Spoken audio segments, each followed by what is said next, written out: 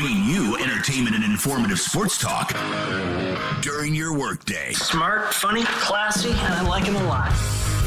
This is Chase, Willy, and D-Mase with Chase McCabe, Willy Donick, Mason, touchdown, Tennessee, and former NFL wide receiver Derek Mason on Nashville's best sports talk, 102.5 and 106.3 The Game, and on the Game Nashville app. This is a new level of geek you got going on here.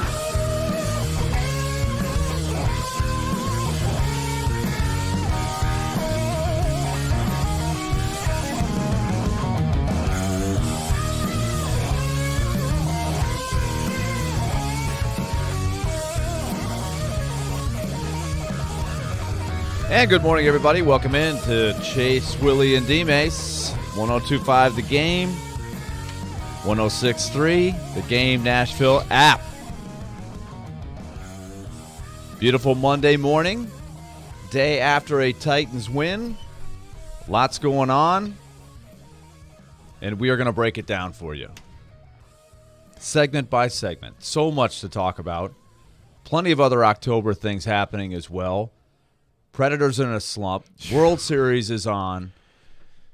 We got a lot to break down, D-Mase. But it looks like we're going to have to do it without the suit. Yeah, the suit's not here. The suit, he's doing suit duties, man. You gotta understand it. You know, we understand it. Our listeners gotta understand it. He's doing suit duties, but we might have him in here today. We'll see. We'll be ready. We'll be ready. He'll be ready. Whenever you got to come on, he'll be ready. That's I'm right. not worried about that. But boy, oh boy, yesterday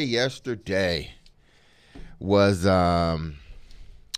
it was good from the standpoint of the Titans got them another victory. More importantly, it was a victory within the division that put them a game and a half, 2 games ahead of Indianapolis. Jacksonville, one game. Only one game technically. Yeah, but the tie. And, of course, you got the tiebreaker. Exactly. There's a long way to go. So I know that there's a lot of people going, hey, you got the division. You got this division. Coach Willy is here to tell you way too much football to be played. Hey, Coach Willy, I'm saying they got the division. They don't. Unless they just, I don't know, fumble it. It's a long way to go. I get it, but they only have, Indy's pretty much finished with the exception of Houston. Houston is a dumpster fire. Yeah. Jacksonville don't know who they want to be. They're a good team, but still there. They just don't know how to win yet. They're still in it. Yeah, they don't know how to win. And the Titans, by default, the Titans, they have a lot of flaws. But I think the one thing they have over each team in this division, the Texans, the Colts, Jacksonville, is they got a head coach. Not to say Jacksonville doesn't, but it's still a work in progress with his team. But I think the Titans have them a head coach, and that's their saving grace right now. They got him a guy that truly knows what he's doing. But most importantly, Willie, I think his team feeds off his energy, and he understands how to get what he needs to get out of his team when times get tough. Definitely. He knows how to pull it out of them, or they make a play or do something. But they're not the best team, but they're not a really good team, but they're the best team in this division. They're a team. There's no question about it. They know it is duct tape, it's barbed wire, it's grit, it's guile, and it's just belief that I don't care what happens, but we're going to stick together. We're going to find a formula that can be successful if we do what we can do. And that was a good example yesterday. That's the most lopsided win that they've had this year. And that 19-10. That wasn't really lopsided. They don't score an offensive touchdown, and they that's the most lopsided win that they've had. It was not a one-score game. Remember we talked about all these games where it comes down to one score? Yeah. In the NFL, that's a blowout, 19-10. And they didn't score an offensive touchdown. They got the key turnovers at the key times, and it was just enough to win by 9 points. But that's a Titans that's an art form for them. They've done a tremendous job in that area. It just shows the limitations that they have, but they're good at what they do. Mm-hmm. They have rewind the clock about 20 years with this offense, with this team. Yes, it looked very Eddie George-ish yesterday. Exactly. Yeah. This looks very 1999, 2000-ish, more like 98, 99 than 2000 and beyond, where, we're going to lean on our running game by all means necessary, and we're going to roll the dice and trust that our defense is going to get the job done. And the last 4 weeks, that's happened. Their defense has made a play somewhere in the second half when the other team was moving down the field, driving, putting the drive together.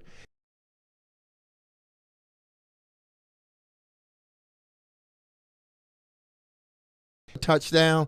They've come up with something each and every game to basically save this team from going 0-4 during that stretch, because this team could easily be 0-4 right now. As a matter of fact, 0-6 right now. But because of the way they're coached and because of what the defense is doing, this team finds a way to win ball games. And you talked about it before the season even started. What was the stat for Vrabel winning close games? It was last year. The last 2 years, they were 13-4 in one-score games. This year, they are 3-1 in those games. So that yesterday was another one that was. It was really a one-score game. It was. It's felt like it. Yeah. Even though it ends up a 9-point game, so it does. It won't go into that category. But it was one where you don't have a lot of margin for error. No. But they do the little things. They stick to the game plan. They're well coached. You have to keep falling back on that. I'll tell you this though, I'm a little concerned about the injury to Ryan Tannehill. I know that after the game, he's in the boot, and that's the first thing you say is, "Wow, walking boot." But they do that a lot. But I'm more concerned after going back and watching, and you don't really get a good look at what happened, but I think I can deduce what happened. I believe you've had a high ankle sprain, haven't you? I have as well. I had one in the minor leagues in baseball. I've talked to Hal Gill about this on the hockey side. But it doesn't seem to matter what the sport is. A high ankle sprain is a problem. Yes. It's a problem. And he may be able to play, but he's not going to be able to move. Nah. If it's what I think it is. And I don't think they said high ankle sprain. I'm speculating. Okay? When we're allowed to speculate on a Sports Talk radio show, and I'm just going to protect myself saying I don't know. We're speculating. I don't know. But what I saw was Petit Frere got pushed back into him. It's kind of a nothing play. It's a little 3-yard pass to Mason Kinsey, and he doesn't really see it's coming. He's just watching the pass, and he's not ready for it. And then here comes the big pile. Petit Frere knocks down on his right ankle, and it kind of turns in. And he pops up. He pops up real quick, and that's the feeling you get. And again, I'm guessing here. But that's the feeling you get when you get a high ankle sprain. Well, something's wrong. It turns inwardly, right? It turns the opposite way. You don't, quote, roll it. That Jeffrey Simmons, he rolled his ankle. You could see that on the pass rush, and that wasn't easy. That wasn't just a little roll either. It's a big guy. Exactly. So I'm hoping he's all right. But I think it's a little easier to recover from the rolled ankle than the high ankle sprain, where it turns the other way. It just never seems to get better. So I think he's going to be dealing with this for a while. This is my fear. And so, again, when you're sitting there going, hey, well, the Titans got the division now. The Colts aren't any good. Jags don't know what. There's a lot of things that can happen here. Okay, so and this is one they're going to have to. This is the next chapter. And I know the next game is against Houston, and you're sitting there going, Houston's no good. But this is going to be something they're going to have to really work at this week, is to figure out how Tannehill can be effective, or if he can even be effective. Yeah, you saw after the injury, how restricted he was with this movement. Yes.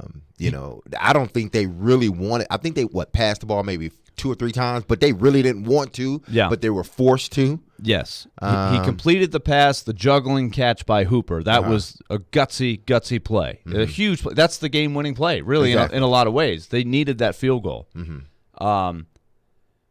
But he was having trouble getting anywhere. He went into the tent, right, and they did whatever they did to him in the tent. I'm guessing, something to minimize the pain. They probably taped it up. That's the thing about the high ankle. You can do that, but the muscle, it just still doesn't fire. You can't move. I've been there. I'm telling you. You can tape it up as much as you want to, and but you can't run. They try to stabilize it as much as possible, and it end up becoming sort of like a cast. They tape it up so much, and you really can't move. My problem isn't yesterday. It's how is he going to feel moving forward? Because if it gets worse, I can't see him practicing.